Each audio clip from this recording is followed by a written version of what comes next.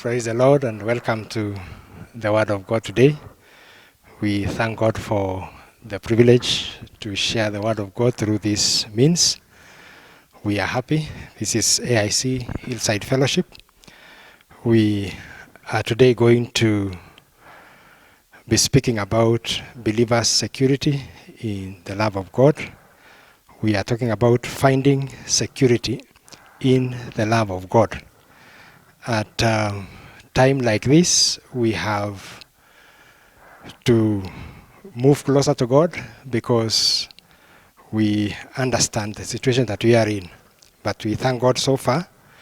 Today, as we think about finding security in the love of God, we would like to turn to the book of Luke, chapter 15, verse 11 to verse 20. Somo letu ni katika Luka mtakatifu, mlango wa 15, mstari ni wa 11 hadi 20.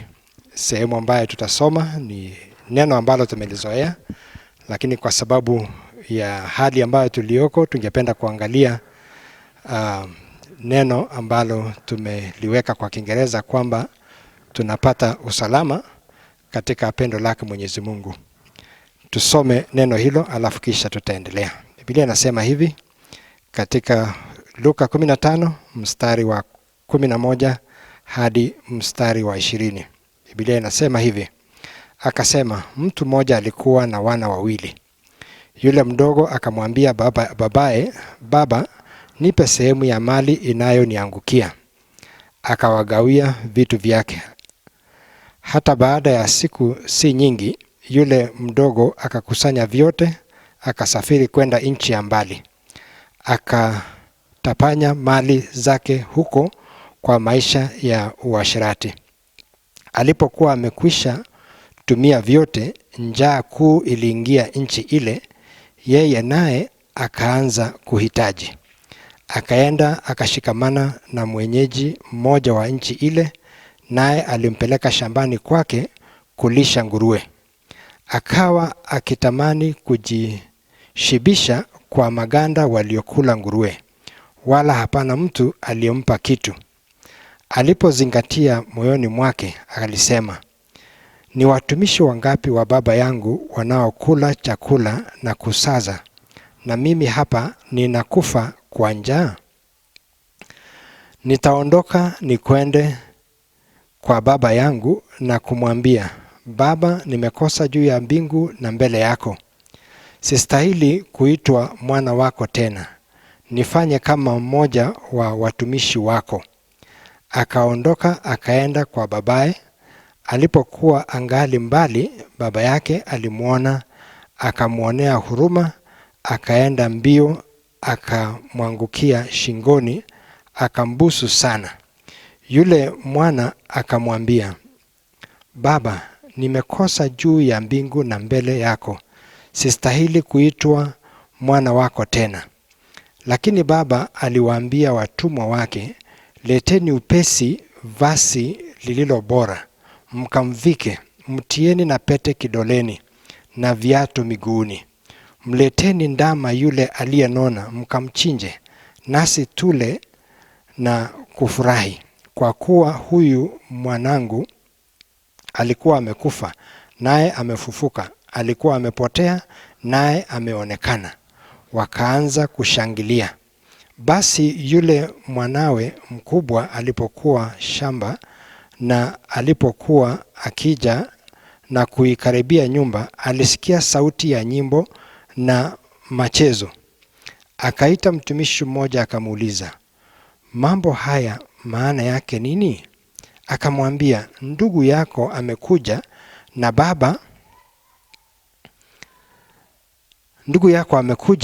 baba yako amemchinja ndama aliyenona, kwa sababu amempata tena yu mzima. Akakasirika, akakataa kuingia ndani. Basi babaye alitoka nje akamsihi. Akamjibu baba yake akasema, tazama, mimi nimekutumikia miaka mingapi hii, wala sijakosa amri yako wakati wowote, lakini hujanipa mimi mwanambuzi nifanye furaha na rafiki zangu. Lakini alipokuja huyu mwana wako aliyekula vitu vyako pamoja na makahaba, umemchinjia yeye ndama aliyenona. Akamwambia, mwanangu, wewe pamoja nami siku zote, na vyote nilivyo navyo ni vyako. Tena kufanya furaha na shangwe ilipasa, kwa kuwa huyu ndugu yako alikuwa amekufa, naye amefufuka; alikuwa amepotea, naye ameonekana. Hadithi hiyo inaongea kuhusu familia moja ambaye walikuwa na watoto wawili wa kiume. Yesu aliwaambia halaiki ya watu waliosikiliza mafundisho yake wakati ule akiwa duniani. Na hapa tunapewa picha ya familia hii ambayo baada ya muda si mrefu, yule kijana mdogo, mvulana mdogo, yule kijana mdogo wa huyu mzee akaitisha mali ambayo itamwangukia yeye, sehemu ya kwake ya urithi ya wazazi wake. Alafu kisha alipopewa, siku si nyingi akakusanya mali yake yote, akaenda nchi ya mbali. Na kule katika nchi ya mbali alijiingisha katika maisha ya anasa, akapora ile mali yote aliyotoa kwa baba yake, akamaliza. Na alipokuwa kule, baada ya kumaliza yale yote aliyotoka nayo nyumbani, kukawa na njaa katika nchi ile ya mbali. Ikawa vigumu yeye, kwa sababu hakuna yule aliyeweza kumdhamini na kuweza kumpa chochote ambacho alihitaji. Akawa muhitaji. Na ilipofika mahali akawa amewaza amekosa kile ambacho angefanya, akaamua kutafuta kazi ili akaweza kupata ajira kukidhi mahitaji yake katika wakati ule mgumu. Na katika hali hiyo akaweza kupata bwana moja aliyekuwa na nguruwe katika shamba lake, akampeleka mpaka kule, akamwajiri kuchunga nguruwe wale. Na kisha yule kijana, kwa sababu hakuwa na chakula kingine ambacho angeweza kukitumia, ikabidi sasa yeye akule pamoja na nguruwe kile chakula ambacho nguruwe walikula, naye vivyo hivyo alikila kile chakula. Na ilipofika mahali akawaza na kuwazua, akarudi katika mawazo yake yaliyo sawa. Akakumbuka pale nyumbani kulikuwa na wafanyikazi wengi pale. Baba yake alikuwa ameajiri wafanyikazi wengi, na wale wafanyikazi wengi walikuwa na mahitaji yao hata kupita vile walivyohitaji. Akakumbuka kwamba walikula chakula kile na wakasaza. Kulikuwa na chakula kilichotosha wafanyikazi, na yeye akawa ameumia hapa. Na ikafika mahali akajiambia, nitarudi nyumbani kwenda kwa baba yangu, na nitakapofika pale nyumbani nitamwambia baba yangu, nimekosa mbele ya mbingu na mbele yako, sistahili tena kuitwa mwana wako. Na akaweza kujifundisha, akarihas ile statement ambayo ataenda kusema pale nyumbani. Alafu akaanza safari ya kurudi nyumbani.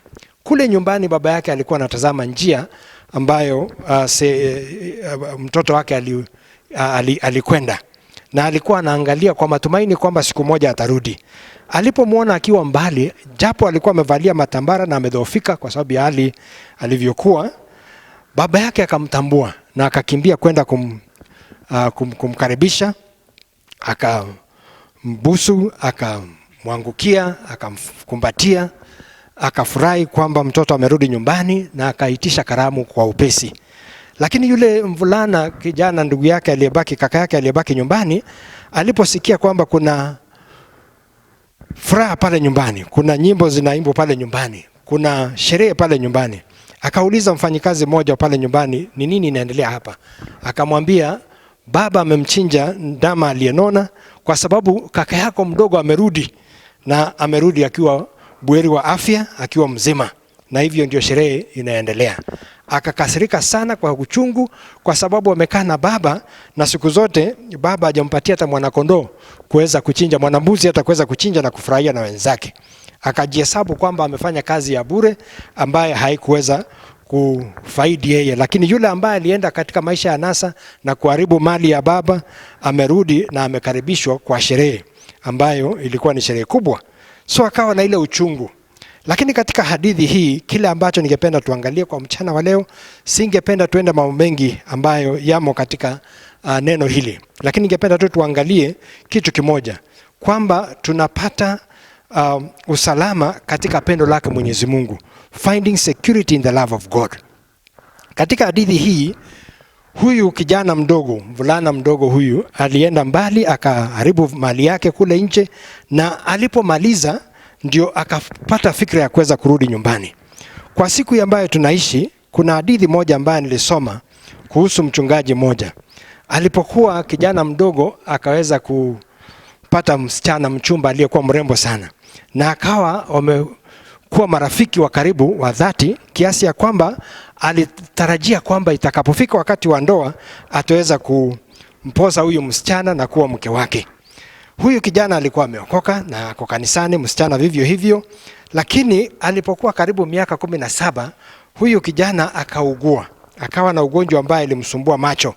Na muda si mrefu baada ya miaka miwili, alipokuwa na miaka 19, yule kijana akaugua zaidi na ile macho haikuweza kuona tena, akakuwa kipofu. Na baadaye akawa mchungaji. Alipopata mwito akawa mchungaji, na huyu msichana akamweleza kwamba sioni kama tutaendelea na uhusiano wetu, kwa sababu singependa kuolewa na mume aliye kipofu. So ikabidi waachane kwa sababu ya kuwa kipofu. Na yule kijana akawa amesikia uchungu sana, mvulana yule akawa amesikia uchungu sana. Sasa amekuwa mchungaji, akawa ako na uchungu mwingi, kwa sababu sasa alitarajia kwamba, alidhani kwamba yule msichana amempenda kweli, lakini kwa sababu ya hali yake ambayo imekuwa tofauti, akasema hawezi kukubali tena kuolewa na mtu ambaye ni kipofu. Huyu mchungaji akaandika wimbo ambaye kwa Kiingereza ikasema, "Oh love that will not let me go", pendo ambalo haliwezi kuniacha mimi niondoke. Akagundua kwamba kumbe kuna upendo ambao unaweza kutumainia na kuweza kusimama kwayo na kuweza kutenda mambo ambayo yanaambatana na yule upendo. Lakini sio kama upendo wa ule mwanadada yule ambaye kwa sababu ya kuwa kipofu akamwacha. Na hiyo hadithi inatuelekeza katika upendo wake Mwenyezi Mungu. Tunaweza kupata usalama katika upendo wake Mwenyezi Mungu. We can find security in the love of God, even at such a time as this. Japo kuna mengi magumu, kama huyu mchungaji ambaye alipitia magumu kwa sababu ya hali yake, na akakosa yule ambaye alimpenda. Alidhania kumbe amempenda, kumbe bado. Akapata upendo kutoka kwa Mungu. Ndio akaandika hiyo wimbo, akaandika kichwa chake inasema, "Oh love that will not let me go". Akasema upendo wa Mwenyezi Mungu hauwezi kumwacha kwa lolote lile. Liwe liwalo, asubuhi, jioni, mchana, usiku, kwa wakati wa hali mzuri na kwa wakati wa uchungu, upendo wa Mungu unazidi kuwa upendo wa Mungu.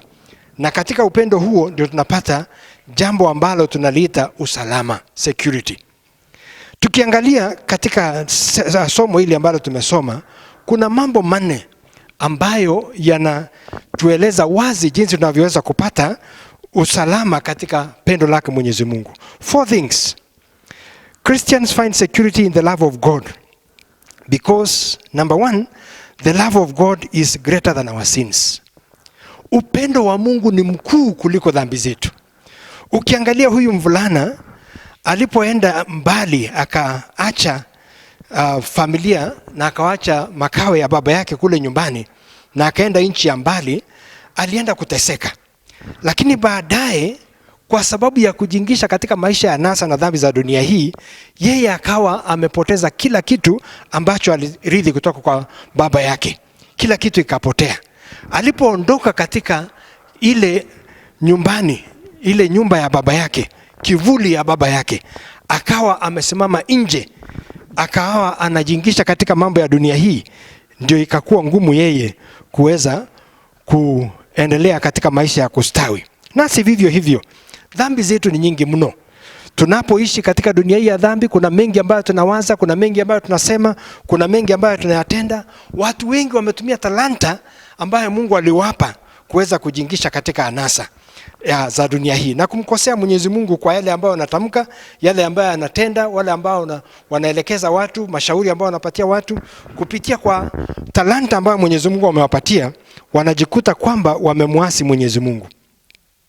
Na hii yote tukiangalia vile Mungu anavyotupenda, anatupenda zaidi katika Kristo, ambayo hiyo upendo inazidi hata dhambi zetu. Ndio maana Mungu katika Yohana 3:16 akasema, "Kwa maana jinsi hii Mungu aliupenda ulimwengu hata akamtoa mwanawe pekee, ili kila mtu amwaminie asipotee bali awe na uzima wa milele. Ni kwa sababu upendo wa Mungu ulikuwa mkuu sana, si kwa sababu tulikuwa tunapendeka. Tukiangalia katika Warumi, Biblia inasema tungali hatukuwa tunapendeka, Kristo akafa kwa ajili yetu. Mungu alitupenda si kwa sababu tulikuwa tunapendeka, kwa sababu upendo wake ulikuwa mkuu kufunika hata dhambi zetu. Na hali ambayo tuko nayo, tumefika hapa kwa sababu ya dhambi zetu. Tumefika katika janga hili kwa sababu ya dhambi zetu, lakini Mwenyezi Mungu ni mwingi wa rehema. Tukigeuka na kumgeukia Mwenyezi Mungu na kumuomba msamaha kama vile huyu kijana, Mwenyezi Mungu ni mwingi wa rehema, atatusamea. Ukiangalia katika maandiko, wakati huyu kijana alipojifundisha maneno ambayo atakuja kuambia baba yake, akasema nikifika nyumbani nitamwambia baba, mimi nimekosa mbele ya mbingu na mbele yako, sistahili tena kuitwa mwana wako. Lakini alipokuwa akifanya hayo, baba alimkimbilia kabla hata hajasikia sauti aanze kutubu dhambi zake. Baba tayari amekimbia na kumkumbatia na kumbusu hata kabla hajasikia sauti ya mwanawe kusema nimekosa. Hii haimaanishi kwamba Mwenyezi Mungu atarajii sisi kutubu. Hapana. Ni lazima tutubu, tuweke wazi kile ambacho Mungu ameita dhambi katika maisha yetu, tuite dhambi nasi vivyo hivyo, na tuweze kumwomba Mwenyezi Mungu atusamehe. Ukiangalia upendo wake Mwenyezi Mungu ni kuu zaidi kuliko dhambi zetu. Ndio maana tunaweza kupokelewa na Mwenyezi Mungu, tunaweza kusamehewa, na tutapata usalama tunaposamehewa na kuweza kurejelea maisha ya kumpendeza Mwenyezi Mungu. Jambo la pili ambalo inasisitiza kwamba tuna usalama ndani ya upendo wake Mwenyezi Mungu ni kwamba we find security in the love of God, because the love of God is not only greater than our sins, but also the firm basis of our forgiveness. Ni msingi imara wa msamaha wetu. Mwenyezi Mungu hawezi kutusamehea bila kutupenda. Msamaha wetu unatokana na ule msingi wa upendo ambaye Mungu alitupenda. Na hivyo basi katika upendo wake Mwenyezi Mungu, Mkristo yote ana usalama. We find security because the basis of our forgiveness is the love that God has for us. The foundation of our forgiveness, 100% forgiveness, is the love of God. Is the love of God. And when we repent and turn away from our sins, then the love of God is activated to give us 100% forgiveness. Tunapata msamaha tunapomgeukia Mwenyezi Mungu kwa kunyenyekea na kuomba msamaha. Na hapo Mwenyezi Mungu anasema atatusamehea na kutupa dhambi zetu katika vilindi vya sahau. Akasema kama vile east is far away from west na haiwezi kutana, hakuna siku tutakutana dhambi zetu, kwa sababu anatupenda. Akitusamehea, ametusamehea kabisa na hakuna kile ambacho kinasalia. Kwa hivyo tunaweza kusimama mbele za Mungu na kufurahia kwa sababu yeye ametusamehe bila kubakisha chochote. Mwanadamu anaweza kukuambia nimekusamehea lakini sitasahau. Lakini Mwenyezi Mungu anasema nimekusamehea na imeisha. Dhambi zetu wala si nusu, mwimbaji akasema, zimewekwa pale msalabani. Yesu alichukua kila kitu kwa sababu ya upendo wake Mwenyezi Mungu. Kwa hivyo jambo la pili ni kwamba msamaha tunaupata kwa sababu Mungu anatupenda. Ni vigumu sana kusamehe mtu ambaye haumpendi. Mtu ambaye haumpendi utamhesabia makosa yake kutoka ile ya kwanza miaka 10 iliyopita mpaka hata ya kesho kama inawezekana. Kwa sababu tunaambia mtu nimekusamehea lakini sitasahau. Ni kumaanisha hata kesho bado utakumbuka hujamsamehea. Ama unaambia mtu nakusamehea lakini usirudie. Kwa sababu gani? Unatarajia ya kesho asirudie, huenda hautamsamehea. Lakini Mwenyezi Mungu kwa sababu anatupenda, Biblia inasema alitupatia Kristo mwanawe wa pekee, hawezi kutunyima chochote kile. Kwa hivyo tuna usalama ndani ya upendo wake Mwenyezi Mungu. Jambo la tatu, we find security in the love of God, not only because the love of God is greater than our sins, and also the love of God is the firm basis for our forgiveness, but we also find security in the love of God because the love of God is the fountain of our complete restoration. The love of God is the fountain of our complete restoration. Ukiangalia mstari wa 22 hadi 24, Biblia inatuambia hapo vizuri kwamba yule kijana aliporudi, yule mvulana aliporudi nyumbani, akasema nikifika nyumbani hiki ndio nitamwambia baba, nimekosa. Lakini ukiangalia pale katika mstari wa 22 hadi 24, hii ndio unakuta ambayo inatendeka pale. Yule kijana alipofika akasema katika mstari wa 22 akasema, lakini baba aliwaambia watumwa wake, leteni upesi vazi lilo bora, mkamvike, mtieni na pete kidoleni na viatu miguuni. Mleteni ndama yule aliyenona, mkamchinje, nasi tule na kufurahi. Kwa kuwa huyu mwana wangu alikuwa amekufa, naye amefufuka, alikuwa amepotea, naye ameonekana. Wakaanza kushangilia. Ukiangalia yule mwana katika mstari wa 21 akamwambia baba, nimekosa juu ya mbingu na mbele yako, sistahili kuitwa mwana wako. Baba hakusikia hiyo sauti, haikubadilisha chochote, kwa sababu yeye anaposema sistahili kuitwa mwana wako tena, baba huku anasisitiza yeye ni mwana kamili hapa nyumbani.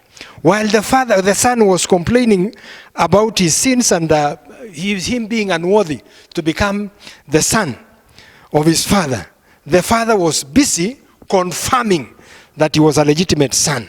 Angalia, akasema usiniite tena mtoto wako. Lakini baba huko anaendelea akisema nini? Leteni viatu. Akiendelea kumbusu, leteni viatu, mvalisheni viatu. Akasema leteni pete, mvalishe pete. Pete katika utamaduni wa Waisraeli ilikuwa ni kuhakikisha kwamba yeye ni mwana kamili. Not a legitimate son, but a legitimate son. Yeye ni mwana kamili wa nyumba hiyo na ni mmoja wa familia hiyo na ana haki kuwa member wa hiyo familia. Kwa hivyo wakati anaposema sistahili, baba anasema hapana, you are my son. Wewe ni mwana wangu kamili. Chukua pete ya kusema wewe ni wa hii familia. Kitambo kabla hata hajaongea ameambia wafanyikazi, leteni viatu, mvalisheni vazi lilo bora. Atoe matambara ile ambaye aliokota kutoka kule nje, akavalishwa nguo ya kuonekana kwamba yeye ni mwana wa hapa nyumba hii na familia hii. Hakuna kile ambacho kimebadilika. Alafu kuna kitu kingine hapa kizuri ambacho kina nipendeza mimi. Akasema leteni ndama aliyenona, fattened calf. Kwa utamaduni wa Israeli ni kwamba yule ndama aliyenona aliwekwa kwa wakati maalum wa kuchinjia mgeni maalum, mtu wa muhimu katika familia. Na hiyo kitendo cha baba kusema chinjeni yule aliyenona, ndama aliyenona, ni kusema huyu ni mtu muhimu katika familia hii na amefika. Complete restoration. Na pale mwisho akakaribishwa na sherehe ikaanza ya kusema amerudi nyumbani. Katika wakati ambao tuko nao ni mgumu, lakini tukimlilia Mwenyezi Mungu na kumtegemea, ataturejesha. He will restore us for sure. Tukitubu dhambi zetu na kuambia Mwenyezi Mungu tumekutendea dhambi, he will restore us. Na ataturejesha ukamilifu bila kupunguza chochote, kwa sababu yeye ni Mungu wa urejesho. He is a God of restoration. And so the love of God is the fountain of our complete restoration. If we turn back to God, he will restore us 100% as legitimate saints, legitimate children of God, in the pasture land of God, the sheep of his pen, and he will take us as his own people. Ni sisi tu kuchukua hatua kama huyu mwana alienda mbali kutoka nyumbani na kuweza kurejea na kukaribishwa ndani ya familia, kwamba sisi tunastahili kuwa mahali pale. We are legitimate sons by the blood of Christ. By the faith we have in Jesus Christ, we belong to God. Na tukirudi nyumbani, baba wetu ni mwingi wa rehema na atatupokea na kutupatia urejesho kamili. Na jambo la mwisho, jambo la 4 ambalo tunaliona hapa wazi ni kwamba we find security in the love of God because the love of God is the source of our eternal blessing.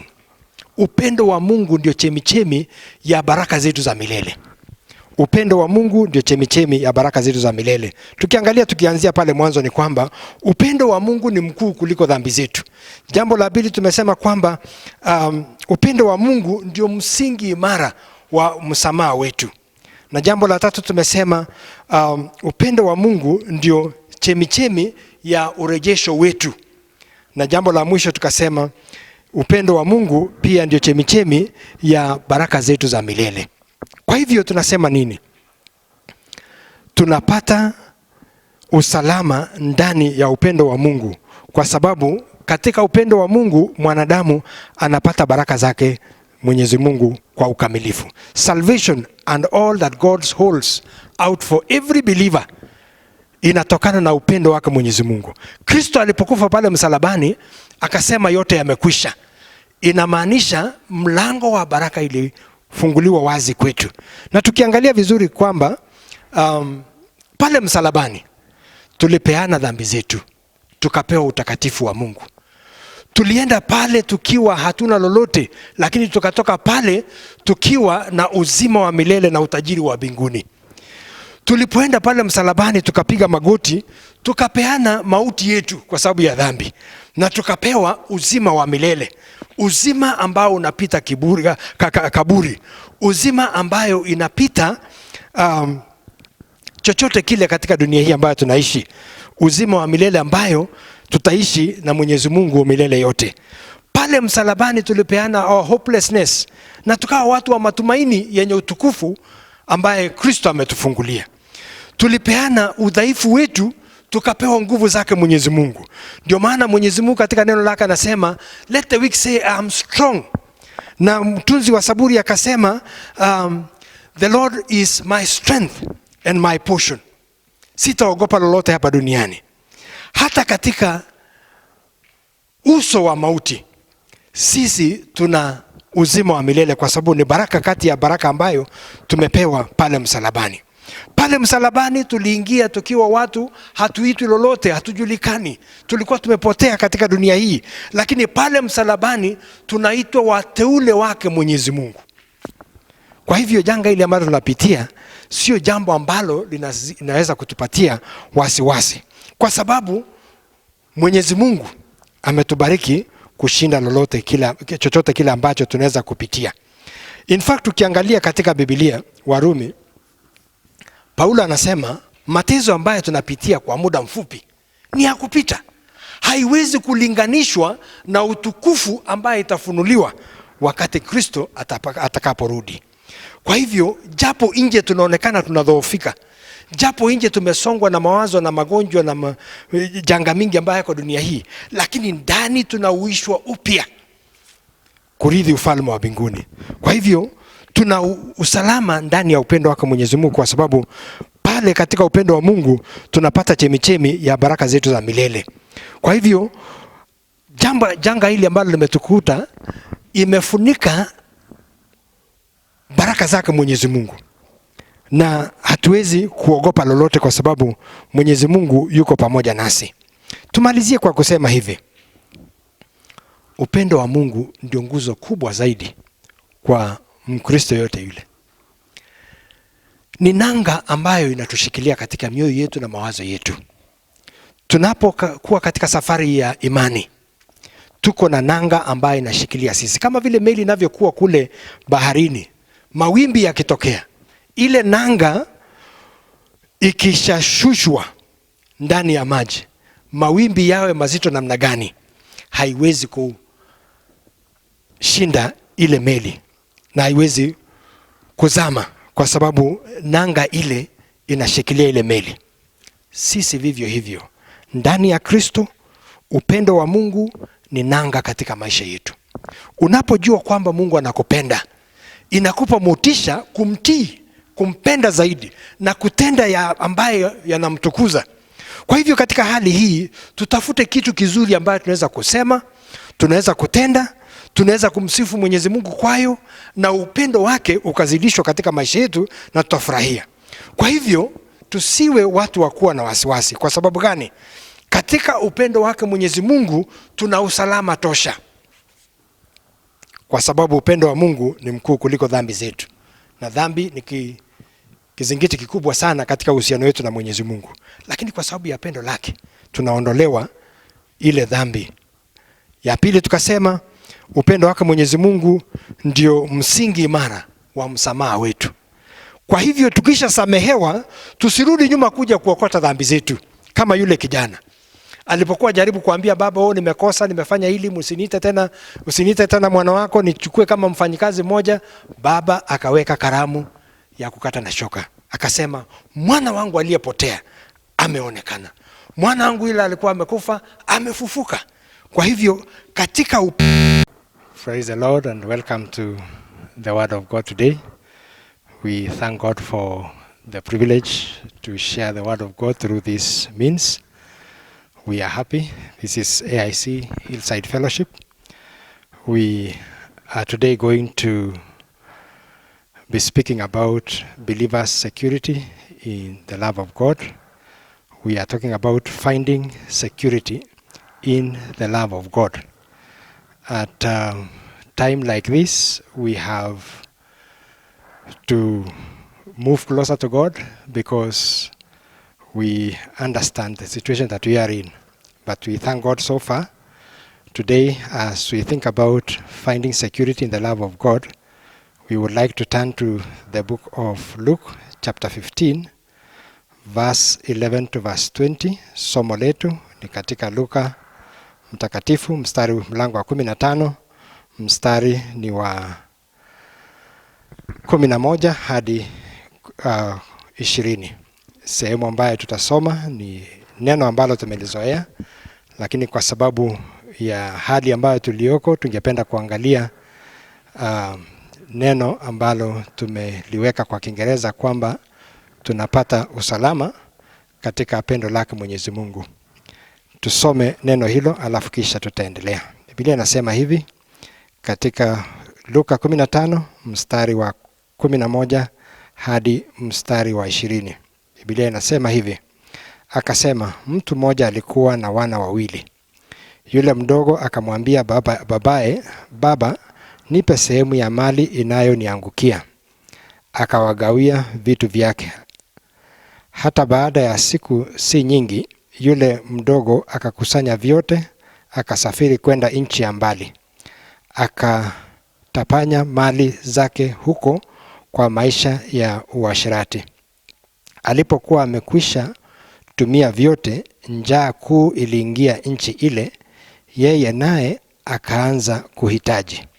Akaenda akashikamana na mwenyeji mmoja wa nchi ile, naye alimpeleka shambani kwake kulisha nguruwe.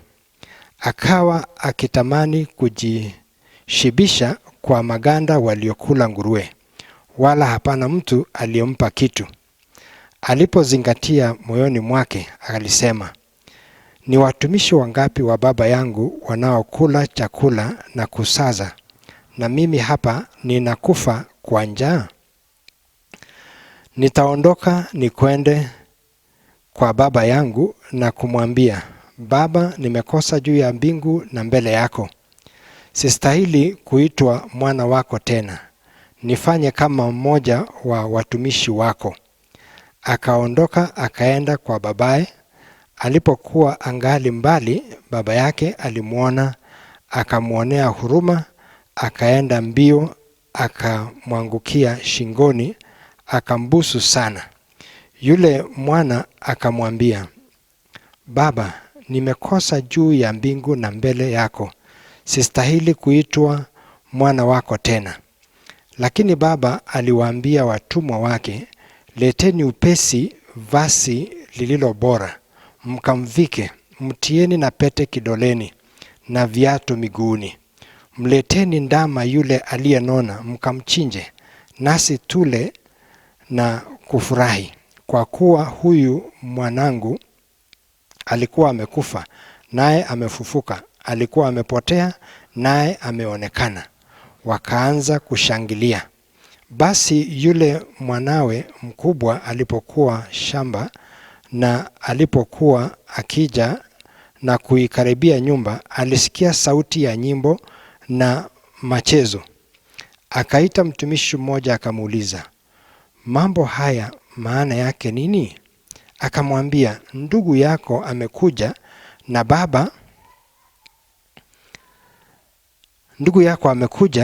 baba yako amemchinja ndama aliyenona, kwa sababu amempata tena yu mzima. Akakasirika, akakataa kuingia ndani. Basi babaye alitoka nje akamsihi. Akamjibu baba yake akasema, tazama, mimi nimekutumikia miaka mingapi hii, wala sijakosa amri yako wakati wowote, lakini hujanipa mimi mwana-mbuzi nifanye furaha na rafiki zangu. Lakini alipokuja huyu mwana wako aliyekula vitu vyako pamoja na makahaba, umemchinjia yeye ndama aliyenona. Akamwambia, mwanangu, wewe pamoja nami siku zote, na vyote nilivyo navyo ni vyako. Tena kufanya furaha na shangwe ilipasa, kwa kuwa huyu ndugu yako alikuwa amekufa naye amefufuka, alikuwa amepotea naye ameonekana. Hadithi hiyo inaongea kuhusu familia moja ambaye walikuwa na watoto wawili wa kiume. Yesu aliwaambia halaiki ya watu waliosikiliza mafundisho yake wakati ule akiwa duniani. Na hapa tunapewa picha ya familia hii ambayo baada ya muda si mrefu, yule kijana mdogo wa huyu mzee akaitisha mali ambayo itamwangukia yeye, sehemu ya kwake ya urithi ya wazazi wake. Alafu kisha alipopewa, siku si nyingi, akakusanya mali yake yote akaenda nchi ya mbali. Na kule katika nchi ya mbali alijiingisha katika maisha ya anasa, akapora ile mali yote aliyotoa kwa baba yake, akamaliza. Na alipokuwa kule, baada ya kumaliza yale yote aliyotoka nayo nyumbani, kukawa na njaa katika nchi ile ya mbali. Ikawa vigumu yeye, kwa sababu hakuna yule aliyeweza kumdhamini na kuweza kumpa chochote ambacho alihitaji. Akawa muhitaji. Na ilipofika mahali akawa amewaza amekosa kile ambacho angefanya, akaamua kutafuta kazi ili akaweza kupata ajira kukidhi mahitaji yake katika wakati ule mgumu. Na katika hali hiyo akaweza kupata bwana mmoja aliyekuwa na nguruwe katika shamba lake, akampeleka mpaka kule, akamwajiri kuchunga nguruwe wale. Na kisha yule kijana, kwa sababu hakuwa na chakula kingine ambacho angeweza kukitumia, ikabidi sasa yeye akule pamoja na nguruwe. Kile chakula ambacho nguruwe walikula, naye vivyo hivyo alikila kile chakula. Na ilipofika mahali akawaza na kuwazua, akarudi katika mawazo yake yaliyo sawa. Akakumbuka pale nyumbani kulikuwa na wafanyikazi wengi pale. Baba yake alikuwa ameajiri wafanyikazi wengi, na wale wafanyikazi wengi walikuwa na mahitaji yao hata kupita vile walivyohitaji. Akakumbuka kwamba walikula chakula kile na wakasaza. Kulikuwa na chakula kilichotosha wafanyikazi, na yeye akawa ameumia hapa. Na ikafika mahali akajiambia, nitarudi nyumbani kwenda kwa baba yangu, na nitakapofika pale nyumbani nitamwambia baba yangu, nimekosa mbele ya mbingu na mbele yako, sistahili tena kuitwa mwana wako. Na akaweza kujifundisha, akarihas ile statement ambayo ataenda kusema pale nyumbani. Alafu akaanza safari ya kurudi nyumbani. Kule nyumbani baba yake alikuwa anatazama njia ambayo mtoto wake alikwenda, na alikuwa anaangalia kwa matumaini kwamba siku moja atarudi. Alipomwona akiwa mbali, japo alikuwa amevalia matambara na amedhoofika kwa sababu ya hali alivyokuwa, baba yake akamtambua na akakimbia kwenda kumkaribisha, akambusu, akamwangukia, akamkumbatia, akafurahi kwamba mtoto amerudi nyumbani, na akaitisha karamu kwa upesi. Lakini yule mvulana kijana, ndugu yake aliyebaki, kaka yake aliyebaki nyumbani, aliposikia kwamba kuna furaha pale nyumbani, kuna nyimbo zinaimbwa pale nyumbani, kuna sherehe pale nyumbani, akauliza mfanyikazi mmoja pale nyumbani, ni nini inaendelea hapa?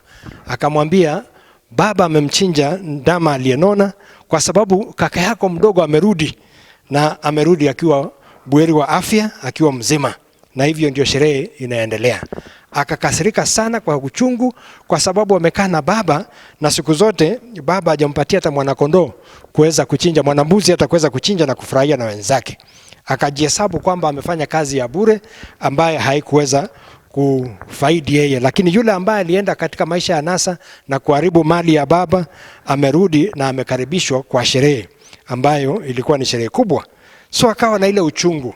Lakini katika hadithi hii, kile ambacho ningependa tuangalie kwa mchana wa leo, singependa tuende mambo mengi ambayo yamo katika neno hili. Lakini ningependa tu tuangalie kitu kimoja, kwamba tunapata usalama katika pendo lake Mwenyezi Mungu.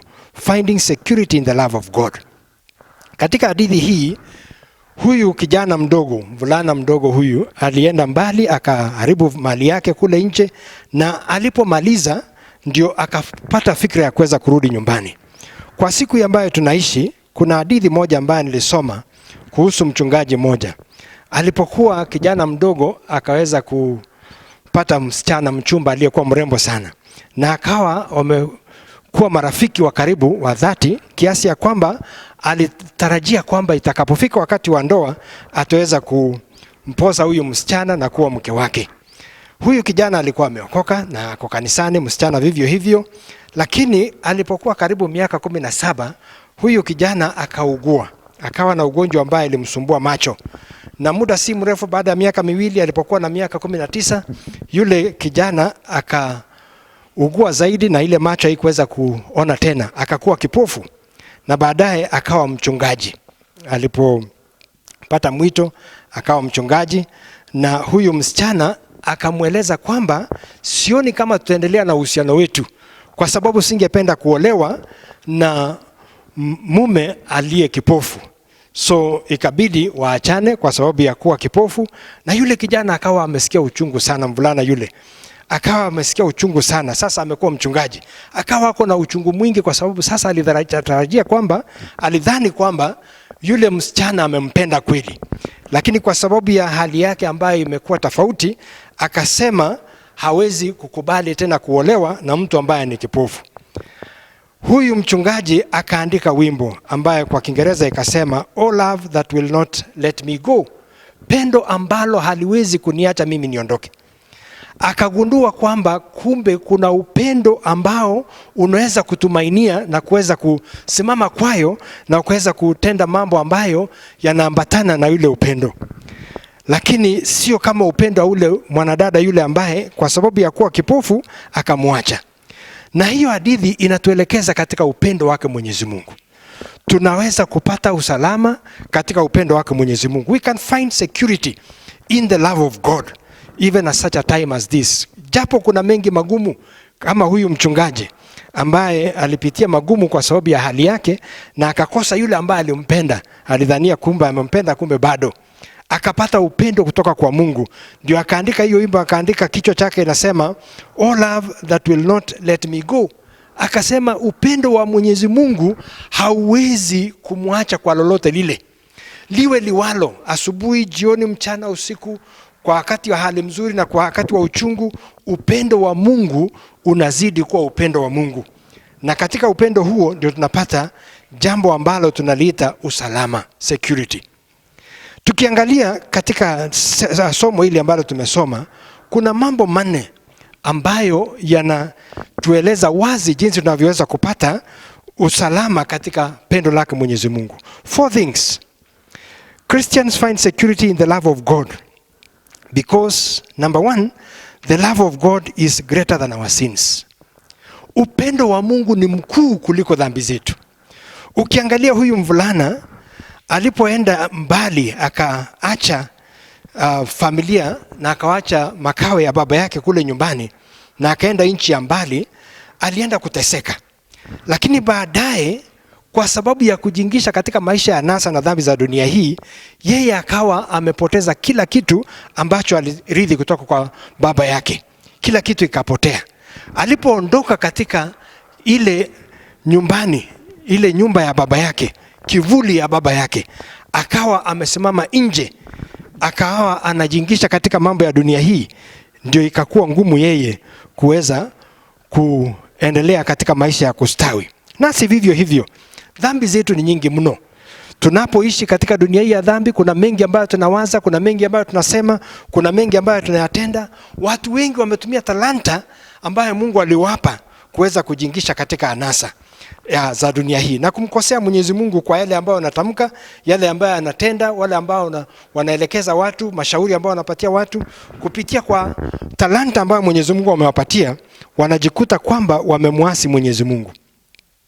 Na hii yote tukiangalia vile Mungu anavyotupenda, anatupenda zaidi katika Kristo, ambayo hiyo upendo inazidi hata dhambi zetu. Ndio maana Mungu katika Yohana 3:16 akasema, kwa maana jinsi hii Mungu aliupenda ulimwengu hata akamtoa mwanawe pekee, ili kila mtu amwaminie asipotee bali awe na uzima wa milele. Ni kwa sababu upendo wa Mungu ulikuwa mkuu sana, si kwa sababu tulikuwa tunapendeka. Tukiangalia katika Warumi, Biblia inasema tungali hatukuwa tunapendeka, Kristo akafa kwa ajili yetu. Mungu alitupenda si kwa sababu tulikuwa tunapendeka, kwa sababu upendo wake ulikuwa mkuu kufunika hata dhambi zetu. Na hali ambayo tuko nayo, tumefika hapa kwa sababu ya dhambi zetu. Tumefika katika janga hili kwa sababu ya dhambi zetu, lakini Mwenyezi Mungu ni mwingi wa rehema.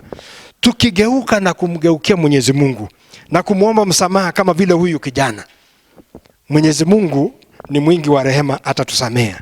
Ukiangalia katika maandiko, wakati huyu kijana alipojifundisha maneno ambayo atakuja kuambia baba yake, akasema, nikifika nyumbani nitamwambia baba, mimi nimekosa mbele ya mbingu na mbele yako, sistahili tena kuitwa mwana wako. Lakini alipokuwa akifanya hayo, baba alimkimbilia kabla hata hajasikia sauti aanze kutubu dhambi zake. Baba tayari amekimbia na kumkumbatia na kumbusu hata kabla hajasikia sauti ya mwanawe kusema nimekosa. Hii haimaanishi kwamba Mwenyezi Mungu atarajii sisi kutubu. Hapana. Ni lazima tutubu, tuweke wazi kile ambacho Mungu ameita dhambi katika maisha yetu, tuite dhambi nasi vivyo hivyo, na tuweze kumwomba Mwenyezi Mungu atusamehe. Ukiangalia upendo wake Mwenyezi Mungu ni kuu zaidi kuliko dhambi zetu. Ndio maana tunaweza kupokelewa na Mwenyezi Mungu, tunaweza kusamehewa, na tutapata usalama tunaposamehewa na kuweza kurejelea maisha ya kumpendeza Mwenyezi Mungu.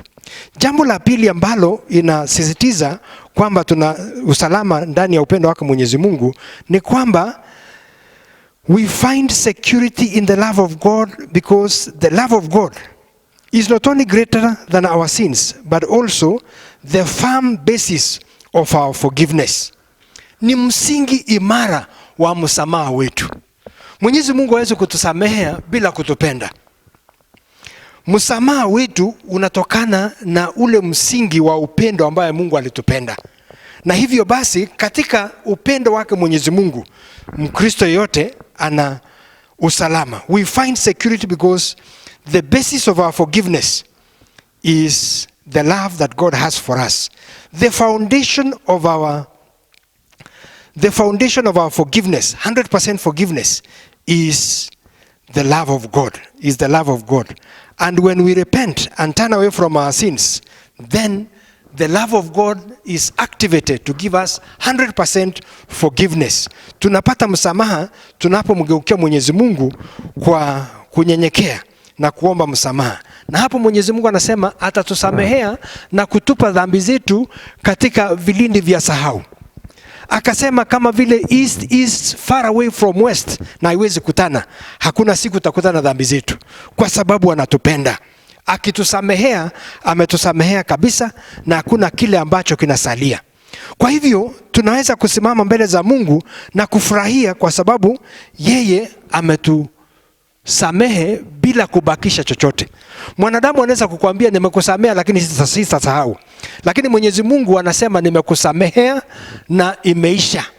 Dhambi zetu wala si nusu, mwimbaji akasema, zimewekwa pale msalabani. Yesu alichukua kila kitu kwa sababu ya upendo wake Mwenyezi Mungu.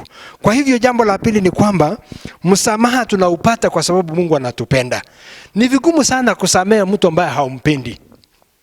Mtu ambaye haumpendi utamhesabia makosa yake kutoka ile ya kwanza miaka 10 iliyopita mpaka hata ya kesho kama inawezekana. Kwa sababu tunaambia mtu nimekusamehea lakini sitasahau. Ni kumaanisha hata kesho bado utakumbuka hujamsamehea. Ama unaambia mtu nakusamehea lakini usirudie. Kwa sababu gani? Unatarajia ya kesho asirudie, huenda hautamsamehea. Lakini Mwenyezi Mungu kwa sababu anatupenda, Biblia inasema alitupatia Kristo mwanawe wa pekee, hawezi kutunyima chochote kile. Kwa hivyo tuna usalama ndani ya upendo wake Mwenyezi Mungu. Jambo la tatu, we find security in the love of God, not only because the love of God is greater than our sins, and also the love of God is the firm basis for our forgiveness, but we also find security in the love of God because the love of God is the fountain of our complete restoration. The love of God is the fountain of our complete restoration. Ukiangalia mstari wa 22 hadi 24, Biblia inatuambia hapo vizuri kwamba yule kijana aliporudi, yule mvulana aliporudi nyumbani, akasema nikifika nyumbani hiki ndio nitamwambia baba nimekosa. Lakini ukiangalia pale katika mstari wa 22 hadi 24, hii ndio unakuta ambayo inatendeka pale. Yule kijana alipofika akasema katika mstari wa 22 akasema, lakini baba aliwaambia watumwa wake, leteni upesi vazi lilo bora, mkamvike, mtieni na pete kidoleni na viatu miguuni.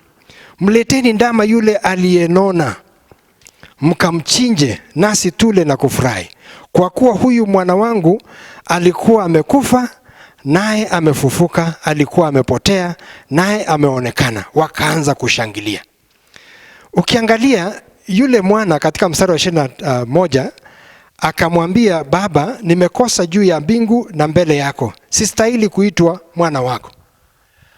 Baba hakusikia hiyo sauti, haikubadilisha chochote, kwa sababu yeye anaposema sistahili kuitwa mwana wako tena, baba huku anasisitiza yeye ni mwana kamili hapa nyumbani.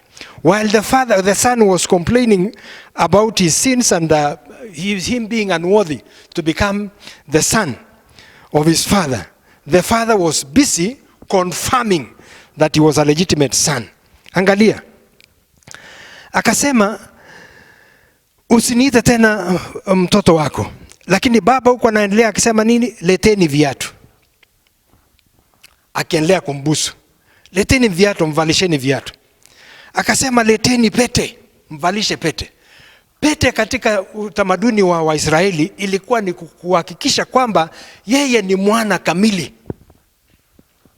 Not a legitimate son, but a legitimate son. Yeye ni mwana kamili wa nyumba hiyo na ni mmoja wa familia hiyo na ana haki kuwa memba wa hiyo familia. Kwa hivyo wakati anaposema sistahili, baba anasema hapana, you are my son. Wewe ni mwana wangu kamili. Chukua pete ya kusema wewe ni wa hii familia. Kitambo kabla hata hajaongea ameambia wafanyikazi, leteni viatu, mvalisheni vazi lilo bora. Atoe matambara ile ambaye aliokota kutoka kule nje, akavalishwa nguo ya kuonekana kwamba yeye ni mwana wa hapa nyumba hii na familia hii. Hakuna kile ambacho kimebadilika. Alafu kuna kitu kingine hapa kizuri ambacho kina nipendeza mimi. Akasema leteni ndama aliyenona, fattened calf. Kwa utamaduni wa Israeli ni kwamba yule ndama aliyenona aliwekwa kwa wakati maalum wa kuchinjia mgeni maalum, mtu wa muhimu katika familia. Na hiyo kitendo cha baba kusema chinjeni yule aliyenona, ndama aliyenona, ni kusema huyu ni mtu muhimu katika familia hii na amefika. Complete restoration. Na pale mwisho akakaribishwa na sherehe ikaanza ya kusema amerudi nyumbani. Katika wakati ambao tuko nao ni mgumu, lakini tukimlilia Mwenyezi Mungu na kumtegemea, ataturejesha. He will restore us for sure. Tukitubu dhambi zetu na kuambia Mwenyezi Mungu tumekutendea dhambi, he will restore us. Na ataturejesha ukamilifu bila kupunguza chochote, kwa sababu yeye ni Mungu wa urejesho. He is a God of restoration. And so the love of God is the fountain of our complete restoration. If we turn back to God, he will restore us 100% as legitimate saints, legitimate children of God, in the pasture land of God, the sheep of his pen, and he will take us as his own people. Ni sisi tu kuchukua hatua kama huyu mwana alienda mbali kutoka nyumbani na kuweza kurejea na kukaribishwa ndani ya familia, kwamba sisi tunastahili kuwa mahali pale. we are legitimate sons by the blood of Christ. By the faith we have in Jesus Christ, we belong to God. Na tukirudi nyumbani, Baba wetu ni mwingi wa rehema na atatupokea na kutupatia urejesho kamili. Na jambo la mwisho, jambo la 4 ambalo tunaliona hapa wazi ni kwamba we find security in the love of God because the love of God is the source of our eternal blessing. Upendo wa Mungu ndio chemichemi ya baraka zetu za milele. Upendo wa Mungu ndio chemichemi ya baraka zetu za milele. Tukianzia pale mwanzo ni kwamba upendo wa Mungu ni mkuu kuliko dhambi zetu. Jambo la pili tumesema kwamba upendo wa Mungu ndio msingi imara wa msamaha wetu. Na jambo la 3 tumesema upendo wa Mungu ndio chemichemi ya urejesho wetu. Na jambo la mwisho tukasema upendo wa Mungu pia ndio chemichemi ya baraka zetu za milele. Kwa hivyo tunasema nini? Tunapata usalama ndani ya upendo wa Mungu, kwa sababu katika upendo wa Mungu mwanadamu anapata baraka zake Mwenyezi Mungu kwa ukamilifu. Salvation and all that God holds out for every believer inatokana na upendo wake Mwenyezi Mungu. Kristo alipokufa pale msalabani akasema yote yamekwisha. Inamaanisha mlango wa baraka ilifunguliwa wazi kwetu. Na tukiangalia vizuri kwamba pale msalabani tulipeana dhambi zetu, tukapewa utakatifu wa Mungu. Tulienda pale tukiwa hatuna lolote, lakini tukatoka pale tukiwa na uzima wa milele na utajiri wa mbinguni. Tulipoenda pale msalabani tukapiga magoti, tukapeana mauti yetu kwa sababu ya dhambi, na tukapewa uzima wa milele. Uzima ambao unapita kaburi. Uzima ambayo inapita chochote kile katika dunia hii ambayo tunaishi. Uzima wa milele ambayo tutaishi na Mwenyezi Mungu milele yote. Pale msalabani tulipeana our hopelessness na tukawa watu wa matumaini yenye utukufu ambaye Kristo ametufungulia. Tulipeana udhaifu wetu, tukapewa nguvu zake Mwenyezi Mungu. Ndio maana Mwenyezi Mungu katika neno lake anasema let the weak say I am strong. Na mtunzi wa Zaburi akasema the Lord is my strength and my portion. Sitaogopa lolote hapa duniani. Hata katika uso wa mauti sisi tuna uzima wa milele, kwa sababu ni baraka kati ya baraka ambayo tumepewa pale msalabani. Pale msalabani tuliingia tukiwa watu hatuitwi lolote, hatujulikani. Tulikuwa tumepotea katika dunia hii, lakini pale msalabani tunaitwa wateule wake Mwenyezi Mungu. Kwa hivyo janga ile ambalo tunapitia sio jambo ambalo linaweza kutupatia wasiwasi, kwa sababu Mwenyezi Mungu ametubariki kushinda lolote chochote kile ambacho tunaweza kupitia.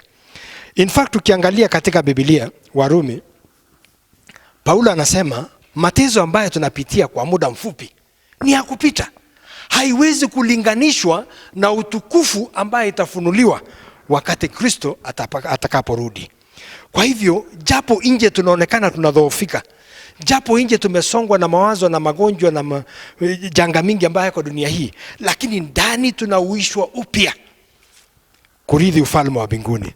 Kwa hivyo tuna usalama ndani ya upendo wake Mwenyezi Mungu, kwa sababu pale katika upendo wa Mungu tunapata chemichemi ya baraka zetu za milele. Kwa hivyo janga hili ambalo limetukuta imefunika baraka zake Mwenyezi Mungu, na hatuwezi kuogopa lolote kwa sababu Mwenyezi Mungu yuko pamoja nasi. Tumalizie kwa kusema hivi: upendo wa Mungu ndio nguzo kubwa zaidi kwa Mkristo yote yule. Ni nanga ambayo inatushikilia katika mioyo yetu na mawazo yetu. Tunapokuwa katika safari ya imani, tuko na nanga ambayo inashikilia sisi, kama vile meli inavyokuwa kule baharini. Mawimbi yakitokea, ile nanga ikishashushwa ndani ya maji, mawimbi yawe mazito namna gani, haiwezi kushinda ile meli na haiwezi kuzama, kwa sababu nanga ile inashikilia ile meli. Sisi vivyo hivyo ndani ya Kristo, upendo wa Mungu ni nanga katika maisha yetu. Unapojua kwamba Mungu anakupenda, inakupa motisha kumtii, kumpenda zaidi na kutenda ya ambayo yanamtukuza. Kwa hivyo katika hali hii tutafute kitu kizuri ambayo tunaweza kusema, tunaweza kutenda, tunaweza kumsifu Mwenyezi Mungu kwayo, na upendo wake ukazidishwa katika maisha yetu na tutafurahia. Kwa hivyo tusiwe watu wa kuwa na wasiwasi. Kwa sababu gani? Katika upendo wake Mwenyezi Mungu tuna usalama tosha. Kwa sababu upendo wa Mungu ni mkuu kuliko dhambi zetu. Na dhambi ni kizingiti kikubwa sana katika uhusiano wetu na Mwenyezi Mungu. Lakini kwa sababu ya pendo lake tunaondolewa ile dhambi. Ya pili tukasema upendo wake Mwenyezi Mungu ndio msingi imara wa msamaha wetu. Kwa hivyo tukisha samehewa tusirudi nyuma kuja kuokota dhambi zetu. Kama yule kijana alipokuwa jaribu kuambia baba, nimekosa, nimefanya hili, usiniite tena mwana wako, nichukue kama mfanyikazi mmoja. Baba akaweka karamu ya kukata na shoka. Akasema, mwana wangu aliyepotea ameonekana. Mwana wangu yule alikuwa amekufa amefufuka. Kwa hivyo katika upendo wake Mwenyezi Mungu tuwapata msamaha. Na jambo la tatu, katika upendo wake Mwenyezi Mungu tunapata urejesho kamili. We are completely restored because of the love of God. Kwa hivyo tusiwe na wasiwasi, turudi kwake Mwenyezi Mungu tuweze kupata urejesho na tuishi katika hali ya kutambulika kwamba sisi ni wateule wake Mwenyezi Mungu. Na jambo la mwisho tukasema, tunapoangalia upendo wa Mungu tunaona chemichemi ya baraka zetu za milele. Katika dunia hii kile ambacho kitatusimamisha mpaka tumuone Kristo atakapofunuliwa ni upendo wake Mwenyezi Mungu, ambayo kwayo tuamiminiwa baraka zake Mwenyezi Mungu za milele. Kwa hivyo tuwe watu wa furaha, tuwe watu wa ujasiri, tuwe watu wa imani, tusimame tukimpendeza Mwenyezi Mungu aliyetupenda sana. Tuishi katika utakatifu, na kufaulu kwetu ni kwa sababu Mungu alitupenda hata kabla tujampenda, na hata kama hatupendeki akatupenda yeye, na upendo wake ni wa ajabu. Ndio maana ndio usalama wetu inapatikana ndani ya upendo wake Mwenyezi Mungu. Kwa hivyo tunashukuru na tunafurahia. Bwana wabariki, kuweza kupata nafasi ya maombi. Baba wetu, katika jina la Yesu tunakushukuru. Asante kwa upendo wako ulio mkuu. Asante kwa sababu kwa upendo wako tuwapata usalama. We find security in the love of God, and we want to thank you, Jehovah God. We want to commit ourselves to you, and we pray that, Father, even as we go through this difficult moment, we want to thank you that your love is so real. It's so real that we've seen even many being healed of you. It's so real that we've seen you protecting us. We've seen you guiding us. You've given us rain. We have plenty in our farms. Food is growing, and we want to thank you that you are our provider. Thank you because you loved us even before even we knew you. And Jehovah God, you gave your Son Jesus Christ to die on the cross because of us. And for that we glorify you and we honor you. We want to pray and speak a blessing upon all of us. Thank you for the Church of God throughout the world. We pray that you may continue protecting us and watching over us. We pray that, Lord, you may bring to an end this pandemic so that, Jehovah God, we may continue even fellowshipping together, glorifying you and enjoying the love of God even in our midst. Glorify yourself in our lives and be with us. For this a humble prayer in Jesus' name. Amen. Bwana wabariki, tuzidi kujiweka katika pendo lake Mwenyezi Mungu ambalo itatupatia usalama ambayo tunahitaji. Bwana walinde, Bwana wawe pamoja nanyi. Amen. Amen.